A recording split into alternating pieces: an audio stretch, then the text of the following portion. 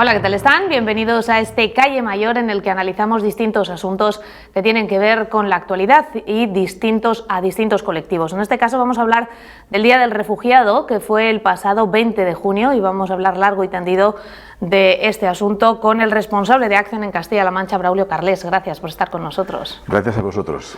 Decimos que se celebró el Día Mundial del Refugiado el pasado 20 de junio. Por fin Accen pudo hacer su acto central aquí en Guadalajara. Sí. Se tuvo que posponer desde el mes de abril por cuestiones climatológicas, pero al final fue un éxito ese acto en el que se trataba simplemente de mostrar a la ciudadanía su trabajo diario. Estamos pasando por momentos complicados en torno a la migración, entonces nos importa mucho sensibilizar a la ciudadanía, ver que la migración es una riqueza, que es una oportunidad, que la gente descubra un montón de valores detrás de la figura del inmigrante, del refugiado en este caso, la cantidad de dolor y de sufrimiento que hace que tienen que reconstruir sus vidas. Entonces queremos de una forma u otra, la música es una buena manera de hacerlo. Queremos mandar un mensaje a la ciudadanía de acogida, de apoyo, de colaborar, de hacerse voluntario de entidades como Accen y que desde ahí pues puedan aportar su pequeño granito de arena, no a una realidad que nos genere desconfianza, sino a una realidad que es una oportunidad para todos. ¿Cuánto tiempo lleva trabajando Accen en el mundo de la migración? Bueno, la historia de Accen ya es muy larga. Empezamos en los años 50 con la gente que salía de España hacia Europa, hacia Alemania. Había un capellán, una secretaria que acompañaban y que pues ayudaban a integrarse en otros países, como podía ser Alemania, como podía ser Francia, Bélgica, Luxemburgo. Pero luego, claro, en los años 90 esto cambia, esta realidad cambia y ya dejamos de ser un país de migración para convertirnos en un país de inmigración. Y entonces, a través de la Conferencia Episcopal Española, Accen, entonces solamente la Asociación Comisión Católica Española de Migración, acogía a refugiados. Empezamos con pues 3 dispositivos importantes, con experiencias distintas, en Gijón como una zona industrial, en León una zona mixta y en Sigüenza como una zona rural. Y bueno, pues esta fue nuestra primera experiencia en los años 90, que de allí a tener 22, 24 plazas en Sigüenza, a hoy a tener 3.600 trabajadores en la entidad, tener 400 trabajadores en Castilla-La Mancha y tener casi 200 en la provincia de Guadalajara, pues la evolución pues ha sido muy grande y de ahí se esconden pues un montón de programas, un montón de personas, un montón de sufrimientos que intentamos, no sé si ayudamos a solucionar el sufrimiento, pero sí de alguna forma amortiguar un poco el dolor y sobre todo pues a integrarles en una sociedad nueva y generar una riqueza que para muchas personas desconocen y para otras genera desconfianza. ¿Se ha crecido mucho porque también los problemas son mayores? ¿O son por lo menos muy distintos a los de entonces? Son distintos y más. Vemos que hoy hay un montón de conflictos. Tenemos cerca Israel-Gaza, tenemos cerca Ucrania-Rusia, tenemos un montón de inmigrantes que están viendo de África a través de Canarias. Tenemos muchas realidades. Es verdad que Accen no solo trabaja la protección internacional, en este momento trabaja otras realidades. No será una entidad como Cruz Roja o como Cáritas, que son generalistas, pero sí que va atendiendo a esa generalidad. Trabajamos con menores, trabajamos con mayores, trabajamos áreas de empleo, trabajamos empresas de inserción. Hay muchos campos en los que estamos en este momento trabajando y, bueno, pues quiere decir que hay muchas necesidades, hay mucha realidad de dolor y ahí Accen está para intentar poner su pequeño granito de arena. Decía Teresa de Calcuta que el océano, pues sin la gota que podemos aportar cada uno de nosotros, no sería el mismo océano. Pues esto mismo decimos nosotros, ¿no? Al final no solucionamos los problemas, seguramente es poner un parche y algo más, pero sin esa colaboración, sin esa aportación, sin esa humanidad, todo sería distinto. Ucrania, Rusia y Gaza-Israel ocultan, mediáticamente hablando, otros conflictos que nunca han dejado de estar latentes. No sé si igual por el efecto nuestro de los medios de comunicación. Bueno, hay muchos conflictos. Ciertamente Ucrania, Gaza nos son más cercanos. Israel, Rusia nos pillan más cerca. Eso ¿qué quiere decir? Pues sí, ciertamente hay muchos más conflictos en el mundo. Latinoamérica en este momento está muy mal. África, la gente tiene que marcharse de sus países porque no pueden, bien por conflictos, bien por situación económica.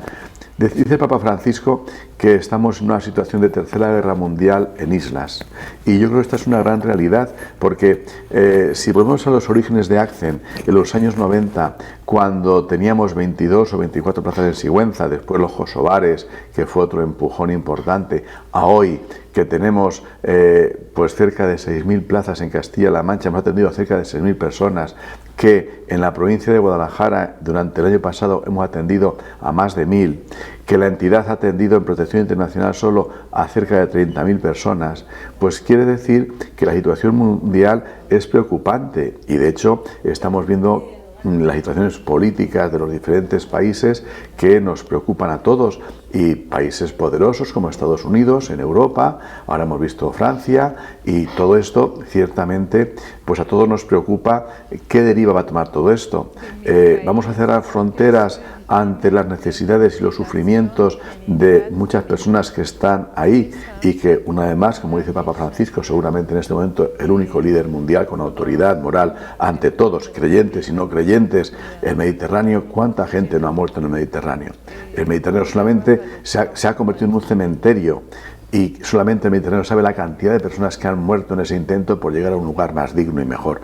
Con lo cual yo creo que la sociedad entera no tenemos que mirar para otro lado, ni ponernos de perfil, sino que lo que tenemos que hacer es ver cómo abrimos las puertas, cómo somos generosos, somos solidarios, de una forma ordenada y organizada. No perdamos de vista el origen y los países de origen, cómo ayudar, cómo colaborar, cómo trabajar para que ellos puedan desarrollarse y no tengan la necesidad de venir, porque hay un término muy importante que no está muy acuñado pero muy real. Existe el derecho a emigrar, pero también tendría que existir el derecho a no emigrar, y muchas personas no tienen ese derecho. Si no emigran no es porque no quieran, sino porque no tienen recursos, y los que tienen emigran porque no tienen otra posibilidad. Me imagino que nadie sale de su país, de un país, para venir a otro con una mano delante y una detrás, jugándose la vida muchas veces por gusto, que lo hacen porque no les queda, no ven otra salida. Mira, yo recuerdo un viaje que hice a Togo, y me llevó un taxista de Togo a Benín.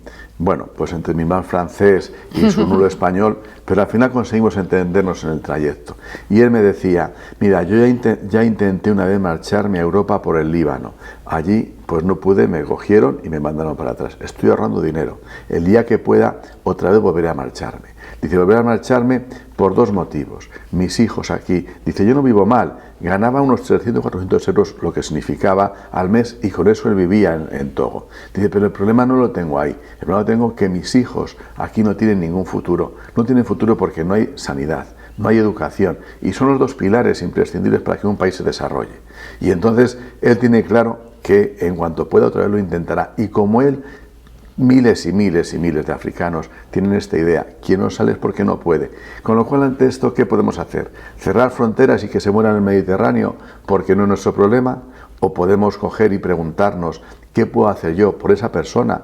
O como dice el Papa, somos hermanos. La última, el documento importante, se llama encíclicas que se llaman, digo, Fratelli Tutti, todos somos hermanos. Si somos todos hermanos, yo no puedo mirar ante el dolor para otro lado. Yo vivir bien, tener mi casoplón, no faltarme de nada y decir que ellos no vengan porque me molestan y adoptar posturas populistas. Creo que hay que ordenar muy bien la migración. No podemos decir que pueden, ni podemos poner ni puertas al campo, ni todo vale, pero entre no poner puertas y todo vale hay equilibrios, y hay políticas migratorias, solidarias, aperturistas, acogedoras, que evidentemente no dependen solamente de un país, dependen, en el caso nuestro, de la Unión Europea, y tienen que generar políticas migratorias, solidarias, aperturistas, generosas. No podemos adoptar posturas populistas que cierren fronteras y que sálvese quien pueda. La deriva de algunos partidos políticos o esas expresiones públicas de algunos partidos políticos les preocupa. Bueno, yo siempre digo, o me parece que hay una idea, no es mía por supuesto, pero que se dice, no es lo mismo gobernar que estar en la oposición. Eso es una realidad. Cuando uno está en la oposición dice una cosa y cuando gobierna es otra. Igual cuando en las campañas electorales pues se dicen a veces muchas bobadas, ¿no? Pero bueno, son campañas electorales que yo creo que ya los ciudadanos hemos aprendido a no tenerlo demasiado en cuenta. Pero no es lo mismo una realidad que otra. Pero sí que es verdad que se esté en la oposición, se esté en el gobierno, hay afirmaciones cuando menos te ponen los pelos de punta.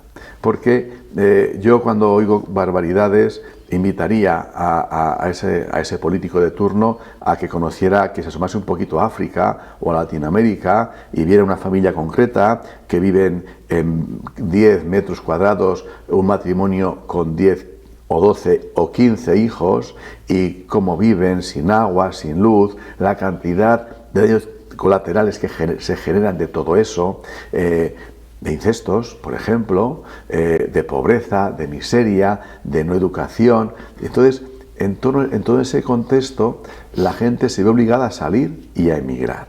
Entonces, yo creo que nuestro papel no es de cerrar, sino más bien es de abrir y decir, bueno, vamos a ver cómo ordeno esto, como decía, aquí y allí. Y esto es imprescindible. Si no se generan políticas en este sentido, si no lo hacemos por generosidad y por humanidad, hagámoslo por egoísmo, porque si a mí me están haciendo daño, a lo mejor yo no puedo hacer gran cosa, pero mis descendientes en algún momento cogerán y saldrán y no les importará nada porque se les ha hecho demasiado daño. Entonces yo creo que tenemos que pensar por generosidad y por humanidad, pero si no somos capaces de pensar en esas claves, pensemos por egoísmo, que al final se nos puede volver todo en nuestra contra.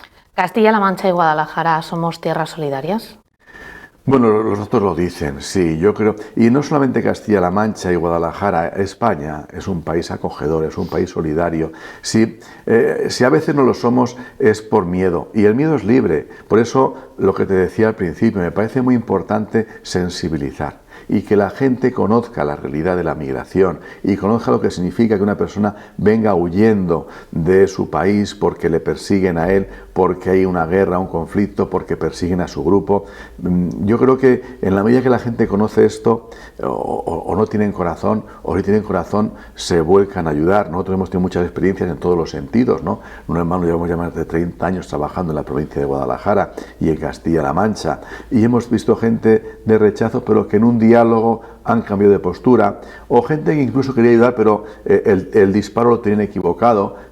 Ucrania ha sido un ejemplo muy claro, ¿no? Gente que quería acoger en sus familias, en sus casas a gente. Esto es peligroso. Hay un buen corazón, hay una buena intención, pero es peligroso. Es peligroso porque se requiere profesionales, equipos interdisciplinares para dar respuesta. Entonces, toda esa gente que quiere colaborar, que quiere aportar, que quiere ser voluntaria, yo creo que toda esa gente lo mejor que puede hacer es colaborar con las entidades sociales que estamos trabajando. Y que las entidades marquen por dónde ir, ¿no? Para luego evitar problemas. Claro, es que el profesional sabe por dónde tiene que ir. Y una entidad, por ejemplo, como Accen, que lleva 30 años de experiencia, hombre, por mal que hagamos las cosas, algo sabremos, ¿no? Mejor que una buena voluntad de una familia, de un voluntarismo que quiera acogerme. Pasaba hace no muchos, un amigo, pues cuando Ucrania, pues me decía, oye, tengo unos amigos que quieren acoger a ucranianos, y yo le dije que no. Y luego, hablando en el tiempo con él, dice, mira, me molestó, me pareció incluso un gesto chulesco tu respuesta, me dijo, ¿no? Dice, pero me he dado cuenta que tenía razón, porque al final la acogieron y no sabe la cantidad de problemas que nos han dado. Claro, ¿por qué? Porque quieren no, porque vienen de otro lugar, vienen de otra cultura, los nervios, la preocupación, la psicología se ha descolocado, hay un montón de factores que el que llega de otro país necesita un profesional que reconduzca, que reoriente. Y entonces, una buena voluntad puedes colaborar, pero no están preparados para acoger y dar respuesta a estas problemáticas y a estas necesidades. Yo no sé si Sigüenza, en su momento, usted que lo vivió muy de cerca, es una especie de ejemplo piloto de lo que supone la llegada de la inmigración o sí, el hecho de asentarse inmigración a ser un ejemplo verdadero de convivencia. Sí, nosotros siempre lo ponemos como ejemplo, ¿no? Quizá porque es nuestra escuela, también la mía, ¿no? Después de, ya digo, de más de 30 años trabajando en el mundo de la migración, pues porque al final... me imagino que al inicio los vecinos pondrían el grito en el cielo cuando llegaron, bueno, o les normal. Mirarían con recelo. Bueno, ahí tenemos que siempre poner, cuando hablamos de este momento, siempre ponemos la figura de don José Sánchez, el obispo emérito, ¿no? Él hizo posible esa realidad. Porque en aquellos años 90, donde no sabíamos que era un inmigrante y que era un refugiado, porque no estamos acostumbrados, no en Sigüenza, que evidentemente no, en ningún lado, estamos acostumbrados a la gente que había emigrado a otros lugares, pero esto de recibir inmigrantes o un refugiado, ¿qué es un refugiado? Que viene a pedir asilo político. Entonces, su figura fue clave, fue fundamental. Pero sí, los primeros momentos, pues siempre a todos los sitios te llega el típico veraneante que viene a solucionar la vida del pueblo, ¿no? O la vida de la ciudad, ¿no? Vienen de otros lugares y saben perfectamente lo que hay que hacer, ¿no? Entonces, sí, por ahí tuvimos algún problemilla, pero bueno, no fue significativo. Y yo digo que si quieren ver un lugar de integración y de referencia, con cualquier signo político que ha gobernado, podemos decir que Sigüenza es un ejemplo de lo que es la migración, lo que es la integración, lo que es la acogida. En Sigüenza, en este momento no llegaron a 5.000 habitantes, pero cerca de 800 son inmigrantes o refugiados, bastantes. La mayoría o directamente han pasado por el centro de migraciones o bien por contactos que luego han traído familiares o amigos, y de cualquier forma el inmigrante que hay sabe que el centro de migraciones es un referente en Sigüenza. Y cualquier empresa de Sigüenza pues tiene personas que han pasado por el centro trabajando con ellos, ¿no? Recuerdo un empresario hace años me decía, gracias a vosotros, si no yo tendría que haber reconstruido mi empresa, porque según estoy trabajando no tenía perfiles para poder hacer frente a mi empresa. Incluso otro necesitaba un perfil muy extraño, extrañísimo, una persona que supiera ruso, que supiera inglés, que supiera, no sé, un montón de cosas extrañísimas. Pues ahí lo encontramos en Sigüenza. Entonces, yo creo que hoy hablar de Sigüenza es hablar de ejemplo, de migración, de integración, y yo creo que todo seguntino se siente orgulloso de ser parte de ese proyecto, porque no es un proyecto que está ahí como una isla, sino es un proyecto que está integrado, donde no solamente es el centro de migraciones o es Accent, es toda la ciudad, ahora con su alcaldesa, anteriormente con los demás alcaldes que ha tenido, siempre hemos trabajado muy bien, hemos colaborado, y es más, ha sido como nuestra cantera que nos ha enseñado a cómo trabajar luego en otros sitios, cuando hemos tenido problemas de adaptación, de integración. Bueno, pues todo esto lo hemos ido solucionando desde la experiencia que hemos adquirido en Sigüenza, con lo cual, bueno, pues yo creo que sí podemos decir que Sigüenza es un ejemplo de integración. Ese ejemplo debería exportarse hacia otro lado para que muchos empresarios, por ejemplo, también vencieran ese miedo y tuvieran testimonios positivos de lo que supone contratar a un refugiado? Nosotros intentamos hacerlo desde nuestra parte, e incluso ayuntamientos y alcaldes nos han pedido en ocasiones ir a contar nuestra experiencia de lo que es la realidad de Sigüenza. Incluso los profesionales que estamos ahí o que están en otros sitios, cuando hemos tenido alguna dificultad, hemos aprendido de la experiencia de Sigüenza. Nada es igual, esto no hay recetas ni hay café para todos. Lo que en un sitio vale, en otro sitio no vale. Pero sí que es verdad que una experiencia inicial te va a ayudar a dar otro tipo de respuestas. Pero Ciudad Real puede ser muy distinto, Guadalajara es distinto, Azuqueca es distinto, Cabanillas es distinto, son todos lugares diferentes. Pero sí que la experiencia, el aprendizaje, un lugar como Sigüenza, pues no solamente nos sirve a nosotros, sino creemos que desde esa experiencia pues es exportable a otros lugares con matices, con diferencias, porque digo, cada lugar, aunque estemos en Castilla-La Mancha, es diferente, pero aunque la territorialidad siempre es muy importante, porque no es lo mismo un lugar como Sigüenza, que es un núcleo rural, turístico y demás, con Cabanillas del Campo, por ejemplo, o con Azuqueca de Henares, que está pues todo el Puerto Seco, un lugar industrial, próximo a Madrid. Son realidades distintas, pero las problemáticas pues nos enseñan y podemos afrontarlas siendo distintas, pero tenemos una experiencia para afrontar estas realidades. Pero sobre todo lo más importante es que la gente se sensibilice, que la ciudadanía pues sea sensible, pregunte y veamos entre todos cómo trabajar para crear una sociedad nueva. Necesitamos mucha mano de obra, conductores de autocares, de camiones, ayuda a domicilio, para auxiliar de enfermería, atención a mayores en casas. Hay mucha necesidad de mano de obra, vamos a necesitar mucha mano de obra, inmigrantes o refugiados no es igual a mano de obra, porque son personas, pero sí que visto desde este aspecto... Pero buscan un trabajo también, claro, a fin de cuentas. Los necesitamos. Entonces trabajemos la integración. Y ellos aportan, han llegado a una sociedad nueva. Bueno, no hagamos, hay muchos modelos. Está el asimilacionismo. Uno viene de fuera, asimila a la sociedad que la acoge y te olvida de tu pasado. No. Hay otros que dicen, no, yo cojo, me hago mi gueto, no me relaciono con nadie y sigo viendo mi cultura. Tampoco. Vamos a intentar pues como es un poco el modelo mediterráneo, vamos a intentar trabajar esa integración. ¿Qué aporta el que viene de fuera? ¿Qué aportamos nosotros como sociedad acogedora? Y desde ahí que haya un respeto, una convivencia, una interculturalidad. Me llamó mucho la atención en la última rueda de prensa a la que fui yo personalmente y estuvimos hablando sobre el asunto de esos dos grandes problemas que tienen los refugiados a día de hoy. Uno es el trabajo, es evidente, en esa línea se está trabajando, pero otra es el acceso a la vivienda. Y hay cosas que ocurren en Guadalajara que uno pensaba, sinceramente se lo digo a ustedes y se lo digo a Braulio, que solo pasaban en Madrid o en las grandes urbes. Yo no pensaba que esto pasaba en Guadalajara también. Sí. Nosotros en este momento estamos muy preocupados, más por el trabajo, que antes o después se puede conseguir, porque entre otras razones hay mucha demanda en ciertos campos, pero sobre todo el tema de la vivienda. La vivienda en este momento puede ser un grave obstáculo para la integración del refugiado o del inmigrante. De hecho, en todo el proceso que hay para llegar a la integración, hay 3 fases en la protección internacional. La primera, que es de valoración y derivación, la segunda, que es de acogida, y una tercera fase, que es ya de autonomía y de integración. Hay mucha gente que no pasa la tercera fase porque no encuentra vivienda. Y no porque no haya, sino porque a veces son precios disparatados. Es verdad que la problemática no hay que ponerla de un lado, ¿no? Puede haber una problemática importante, pero hay propietarios que te están pidiendo por una habitación 600 euros. Esto es un disparate. Lo que costaba un piso normal, en este momento se ha convertido en una habitación. ¿Por qué pasa esto? Pues hay muchas razones. Evidentemente, porque a veces el que llega a un piso de alquiler se aprovecha de la situación. Puede ser que pague el primer mes, luego ya no paga, deja además el piso en mal estado, hasta que una orden judicial que te dice que tienes que salir del piso, pues puede que hayan gastado un montón de luz, de agua, de calefacción y encima el piso lo dejan en malas condiciones. Esto es una realidad que evidentemente es totalmente rechazable y que nadie creo que va a apoyar. Evidentemente nosotros somos los primeros en oponernos a esa realidad, pero también está la otra realidad. Como hay demandas, pues te llega un propietario, te pide un disparate, un piso, ya hoy es obligatorio tener ascensor en toda la comunidad de vecinos, pero algunos todavía no tienen ascensor, y te pueden estar pidiendo 600 euros o 700 y un montón de fianza, y aprovechándose también de la situación.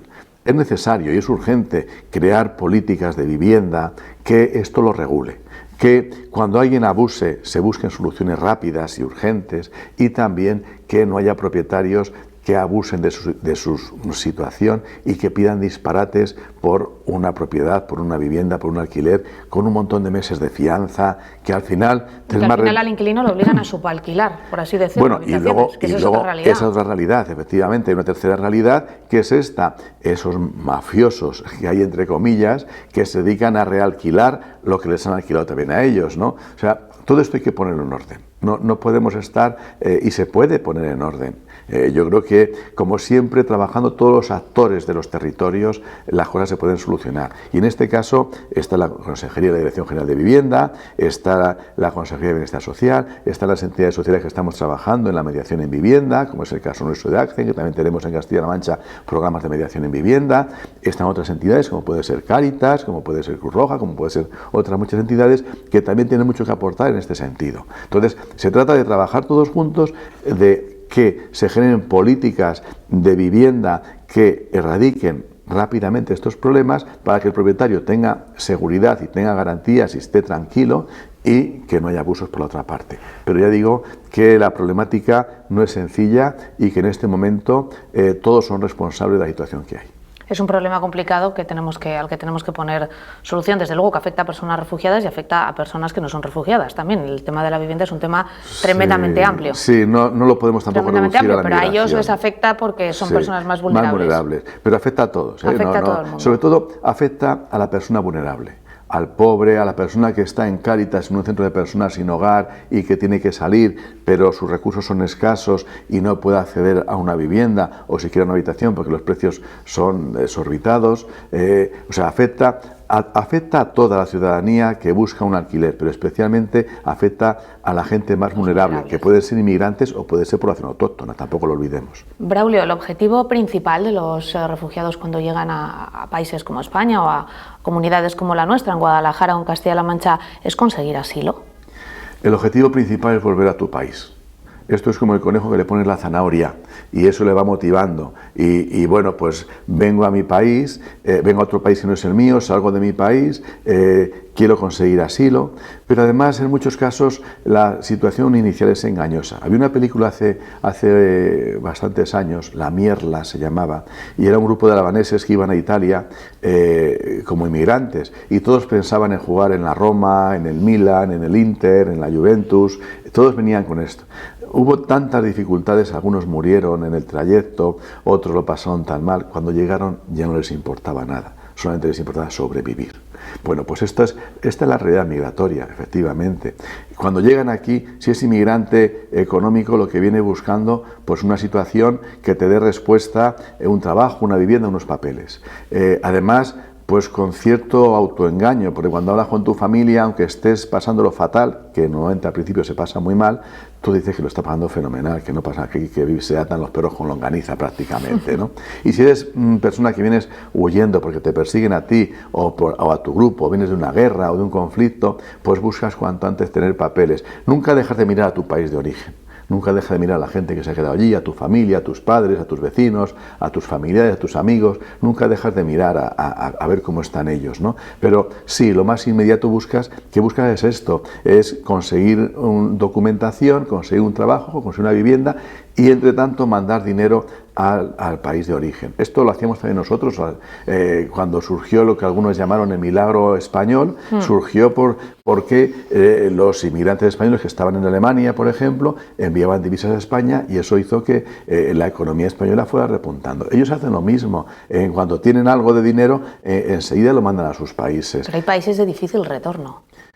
Bueno, en la mayoría de los casos seguramente no van a retornar, pero ellos lo viven con esa esperanza, como decía, con ese ejemplo, ¿no? El conejo que te pone en la zanahoria, y eso siempre te va a motivar. Y tú vas a pensar que un día te vas a jubilar, y vas a poder ir a tu país, y vas a ahorrar un dinero, y vas a tener una casa. Pues como pasó a nuestros inmigrantes, y al final se encuentran que en la jubilación el paisano de su pueblo que se quedó aquí y el que se marchó a Francia o a Bélgica o a Luxemburgo o a Alemania, cuando ha vuelto, aparte de lo que sufrió en la migración, se han encontrado situaciones muy similares, muy parecidas. El que está aquí tiene su jubilación, tiene su situación digna, su casa en el pueblo o su trabajo que ha tenido pues cada vez mejor, y el que se marchó, pues sí, tiene una jubilación también digna, pero con mucho más esfuerzo y mucho más sufrimiento. Pues Braulio Carles, de momento lo dejamos aquí, nos quedamos sin tiempo. Responsable de ACCEM Castilla-La Mancha, enhorabuena por todo el trabajo que realizan con tantísimas personas y que llevan realizando desde hace tantos años, tanto usted como a todas las personas que hay detrás de Braulio Carles y que se dejan la vida y la ilusión en poner una sonrisa muchas veces en esas personas que vienen sin ganas de sonreír. Eso es lo más importante, la cantidad de gente buena y buenos profesionales que hay trabajando detrás, efectivamente. Muchísimas gracias. Gracias a vosotros. Hasta aquí este Calle Mayor de esta semana. En 7 días más protagonistas.